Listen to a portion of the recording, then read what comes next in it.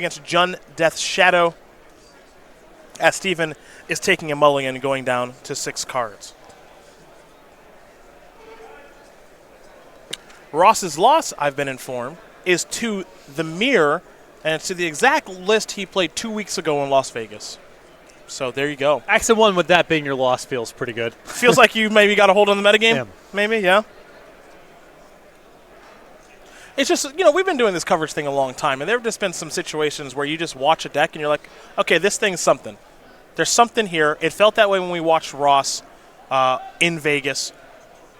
And I'm curious to see how it's going to feel now, as his deck list isn't that different. I am curious about the inclusion of Monastery Swiftspear. You don't just throw 2 of that card into your deck on accident. I've seen some of these lists, various Arc-like Phoenix decks, play maybe a handful of Swift Spears, maybe a handful of Lava Spikes. Not necessarily 4 and 4, but some interest in speeding the deck up a little bit. When you're cantripping so much, when you're spending your mana that way, it's really nice to do something proactive on the first turn, so you're not spinning your tires the whole time. We have a Thought Scour here from Merriam. A land and an Arc-Light Phoenix look like they've been placed into the graveyard.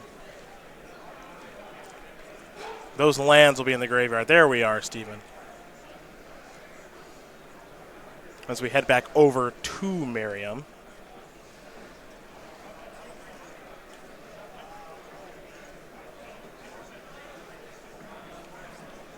Ross started things off pretty simply with a Spire Bluff Canal. Now I'm curious to see what his second turn is going to yield. It's not that easy for him to bring back Arc-Light Phoenix on the second turn. Not impossible, obviously. He is a deck that does play Manamorphose and some free spells. And he is going to start with Manamorphose, so perhaps we see it happen now. Yeah, it suggests that he's trying to go for it this turn if he's dialing it up. Now it's an opt. And it's a bolt. Well, Arc-Light Phoenix, come on down.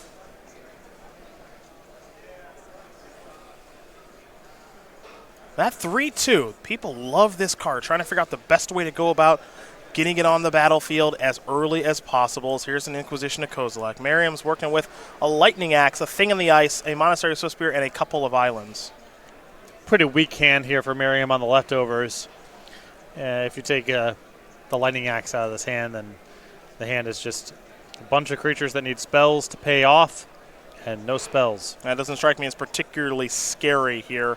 If you're Steven, you still have to contend with that Arc-Light Phoenix, but not the scariest of hands to see on the other side of the table.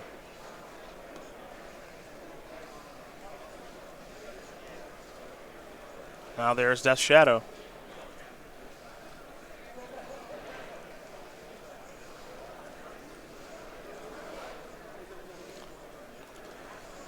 Death Shadow checking in at a 4-4.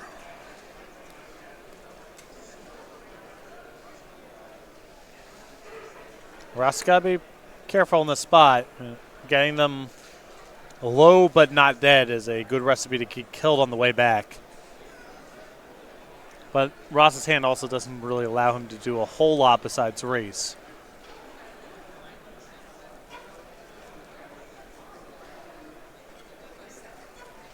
It's an island here.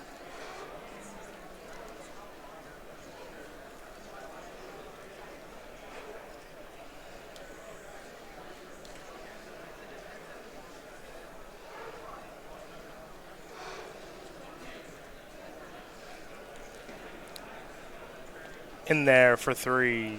In theory, you can, jump block twice and hit twice with your flyer. Well, I think that might be the plan now. Yep. Now, you always have to be afraid when you're playing against a Death Shadow deck, because a lot of the time you don't know exactly what the deck list is going to be. Has it been a long time since we've seen Become Immense plus Temur Battle Rage? Yeah, it has been, but maybe it's on the top of Ross's mind right now. At the very least, I'd probably think about Temur Battle Rage more so than the combination of the two, but it's something I'd be thinking about, and he does Steven have a copy of Temur Battle Rage in hand right now.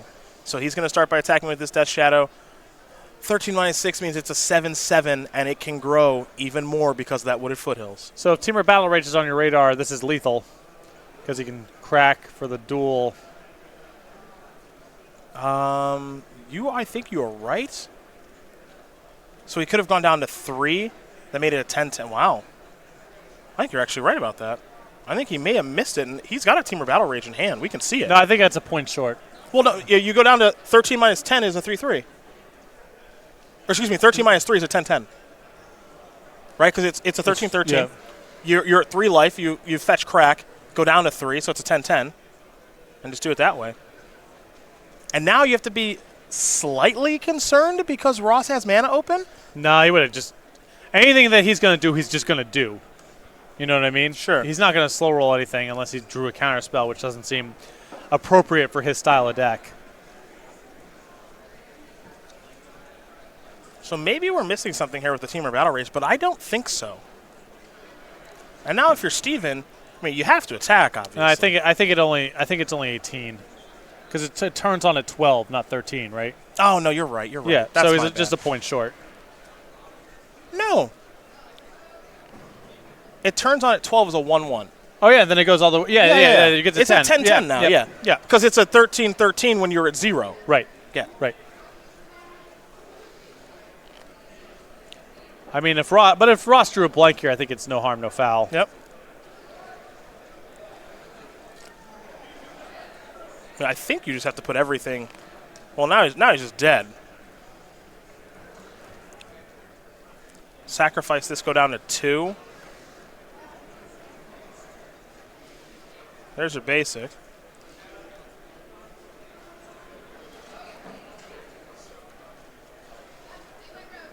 As if memory serves, Teamer Battle Rage is double strike and trample. Yeah. So that should take care of it. Now, if Ross would have said, I'll block with all of my creatures, that's 4, 8, 10. Still would have faced lethal. If he blocks with both Thing in the Ice, both copies of Thing in the Ice and Swift Spear on the Death Shadow, Steven could actually bring himself down to 1 if he wanted to with the other fetch land. Yeah. Yeah. So yeah, he's just says, I'm gonna light you up for a bunch, man.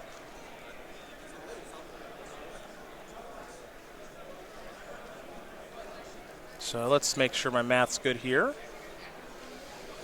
So that's 13 minus 2 is 11. 11 minus 4 is 7. Yeah, so Ross is dead. Yeah. Yeah, I'm just making sure I'm not crazy. That's all. Yeah. Steven Snelson's going to win game number 1 here over Ross Merriam. Jund Death Shadow off the back of Teamer Battle Rage is going to win game number 1 here over Is It Phoenix. We're all in the clear here. Snelson with an approving head nod and smile, feeling pretty good about things. Currently up a game, and I would too. As we turn our attention to Merriam's sideboard with his 3 Abrades, 2 Ceremonious Rejection, 2 Alpine Moon, 2 Anger of the Gods, 2 Dispel, 2 Surgical Extraction, a Spell Pierce, and a card that was good for him in Vegas, and I imagine was good again here this weekend in RAL. Is it Viceroy? Same 60? No. What do you want here? All right, I don't want a Braid. I don't want Rejection. I don't want Alpine Moon. I don't want Anger of the Gods. I might want Dispel. Maybe. Yeah, maybe. I definitely don't want Surgical Extraction. Right. Spell Pierce is close, like on the line. Close. On the line, right? RAL, probably too expensive. Yeah. Okay. All right. Well, let me see. Is there some sort of stinker in Ross's main deck? There's got to be a stinker in there, right? No, his deck is just all engine. It's just cantrips and his threat cards. You like those Swift Spears? They're not great in this sort of matchup, but yeah. Is that anything? What do you want to? How good's Gut? I guess you probably have to keep Gut Shot in. You need a free spell for Arclight Phoenix. Yeah. Even though it doesn't really kill anything in the matchup, you probably still got to keep it in. And I'm sure there's spots where, the Death Shadow player gets low and Gut Shot facilitates some sort of bursty kills on the way back. Yeah, Pakula got to kill his opponent with a Death Shadow player went down to 1 and he Gut Shotted him earlier this weekend. So I think I can see same 60, but I kind of like a little bit of interaction. Sure. I feel like a decent amount of the time, the card you're going to lose to is Teamer Battle Rage. Yeah, that's fair. There's just not that many Dispel targets in the deck is what makes me nervous. No, absolutely. You're absolutely right about that. So, I don't know. My intuition is same 60. I think the Pierce and Dispel are justifiable. Might bring him in. Let's go to Steven Snelson. 3 Anger of the Gods, 2 Collective Brutality, 2 Dampening Spheres, 2 Nihil Spell Bombs, 2 Surgical Extraction, 4 one-ofs, Fatal Push, Assassin's Trophy, Liliana the Veil, Bedlam Revla. I really like the Fatal Push, and I would consider Anger of the Gods for this matchup too, because the Phoenix is kind of problematic. Can't interact with it with things like now Spellbomb because it still tracks the exile. So I think Anger of the Gods is worth considering. All right. Players are shuffling up. Game number 2 about to be underway. First, we got to sell you something. And by something, I mean a bunch of stuff. Because you can give the gift of SCG. Drink it in, man. All December long. Go to StarCityGames.com/SCG merch. Let's take a look at this. Now, this is a graphic. This is what I'm talking about. We got these awesome new hoodies. We got the Archive by Ultimate Guard. We got the Supreme sleeves by Ultimate Guard. We got the Boulder by Ultimate Guard. Creature Collection sleeve. Tarmo dice. This Magic gift pack. I don't know what's going on with that product. Yeah. Game Night. They stole from our Game Night branding, probably. Let's see. Are you sure about that? I'm not sure, actually. And they've had Game Night for a while. The SCG. Ooh, gift night. The gift pack? He said gift night. Game Night? Is it Game Night has 5 exclusive cards in it? Cool. Yeah, that sounds fun. The StarCityGames.com X4 binder and the mat sleeves as well. And there's a whole bunch of other stuff up there as well. Go to StarCityGames.com/SCG merch. Check it out. Give the gift of SCG. Drink it in. Or just buy it for yourself. You can give gifts to yourself. A lot of these ads are, and you know what? You deserve it. Yeah. A lot of these ads are framed as though it's for, it's holiday shopping. So we sort of imply that it's for, friends and family, shopping for others. Shop for yourself. You watch Parks and Rec? You don't owe your family anything. Well. Go get yourself a hoodie. You watch Parks and Rec, man? I have. Treat yourself. Yeah. Hell yeah. That's all. Treat yourself this December. That's what I'm going to do. The last season was the worst season of television that's ever. All right, so I haven't watched it, and you're telling me I shouldn't. It is so. Is it bad, really? It's so bad that I couldn't even hate watch it. Oh, man. I mean, the first season of that show is heinous. I thought it was okay. The first 5 episodes are so bad, man. They really are bad. I'm not a huge Park and Rec person to begin with. The last season is unwatchable and casts a pall on the whole series. That's tough. Because seasons 2, 3, and 4 are fire. They're really, really good. I wonder what it's like to make TV. Like, once your show is good, because you just want to keep making it be good. Like, everyone thinks your show's awesome. Like, I wonder how stressful it was to just keep making episodes of Breaking Bad. It's like, I don't want to make a bad one. No, that's not true because the last few episodes were bad and no one cared. So Breaking Bad? Oh, I think the 3 post-Ozymandias ones are really bad. Okay, I was going to say, if you said Ozymandias was bad, we were going to have a huge problem. That's an elite episode of television. I'm not a huge whatever. That's sort of the tail end of that show. I'm not really that into. That episode's still, but the ones that come after it, where Hank has like weird superpowers and just like comes back down, and you mean Walter? Walter, and it just total fan service, just total BS, just giving the 17-year-old boys who watch that show everything they want. Comes barreling down the mountains of New Hampshire, just shoots up people, harasses his ex-wife, whatever. Just all of this, all the things that they would imagine they would do in that set of circumstances. Get mad at their old business partners, whatever. Just whatever. You're just not into it. It's really bad. I like the last episode of the show. I think it's trash. But that's okay. I get it. It's really popular. It's hard to conclude a show like that kind of cleanly. It's always weird when, Walter's sort of straddling the line between regular guy who's just awesome at some things and sort of weird superpowers in certain spots. How do you resolve that character? But, yeah. The FBI would have gunned him down within seconds. The idea that he would have gotten to his ex-wife's house and just chatted her up and then just harass his old business partners and then just, I think you're just not having it. You're just not. You would just really light into Vince Gilligan if you met him. Every person who encountered him in the last episode would have killed him on sight. And he would have not gotten out of New Hampshire. Here is an Inquisition of Kozilek. Goes harasses his old neighbor, just whoever. Hey, there's the spell pierce. Yeah. Okay. There it is. Took care of the discard spell. Here's the follow-up. That is going back to your hand. Yeah, send it back. That is not going to be there. And you are going to take a lot of damage. Thing in the ice. Gut shot you. I like it. Pay the mana for the gut shot. Okay. Get in for 7. Let's make it 8 total with the gut shot. Pretty good turn. I would have liked to see how you would have concluded Breaking Bad. You write the show. Uh, I think it would have ended with just him gone. he would have just died of cancer. Yeah. The end. Sure. It's a cleaner ending, I guess. Yeah. Tarmogoyf and Death Shadow are about to infiltrate the battlefield. Now, what's interesting about this is that Awoken Horror, that's a big creature. That thing's no joke, and yet Death Shadow can get larger than it pretty quickly. The follow-up now is Lightning Axe is huge here for Ross. Taking care of the Death Shadow, because that's obviously the bigger problem. Surgical oh no.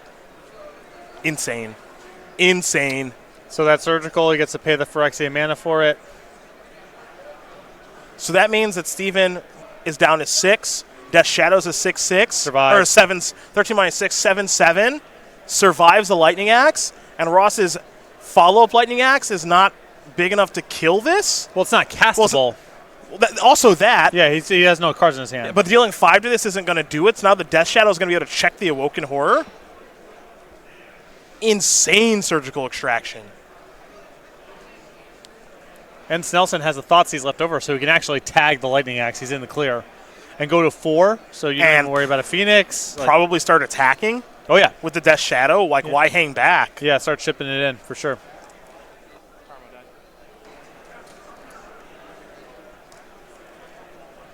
That's a huge surgical extraction. So let's see. 13 minus 6, 7. Tarmogoyf is a 4-power creature. That's 11. Thoughtseize is going to make it so it's 13, and there's a Gore Clan Rampager in hand. Ross might have to send in here. Just to trade with the Death Shadow? Yeah. I think you might be right, or actually. get a chump block out of the Tarmogoyf. But hanging back on defense, like, where are you going? So I don't think there's a creature in the graveyard, right? There's an instant.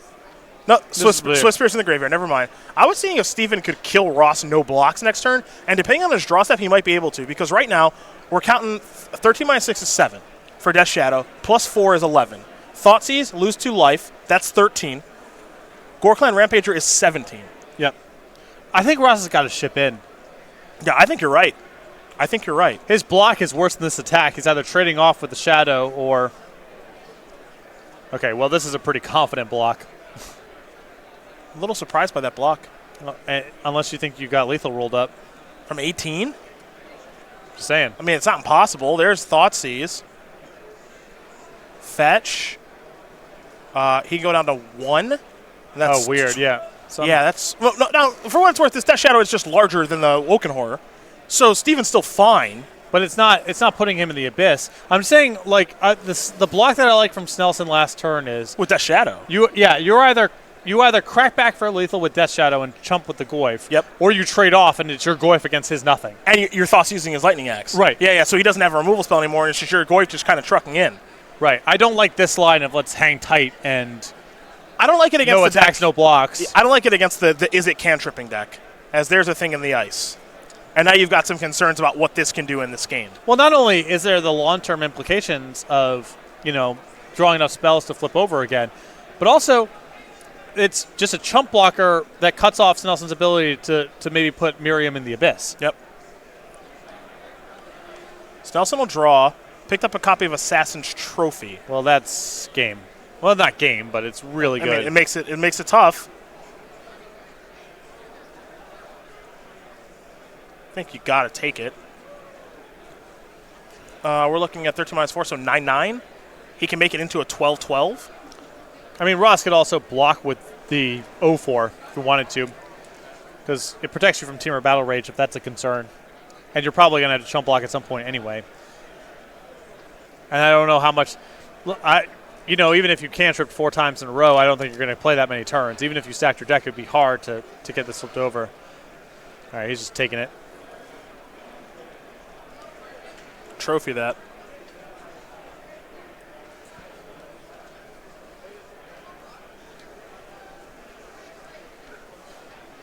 What does Ross got to draw here? Now this is interesting. He did not search for a land because he knew it was coming. Serum Visions. Down to 3. Draw. 1, 2.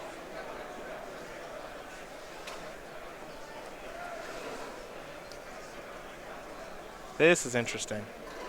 So I think there's a Lightning Bolt among those cards.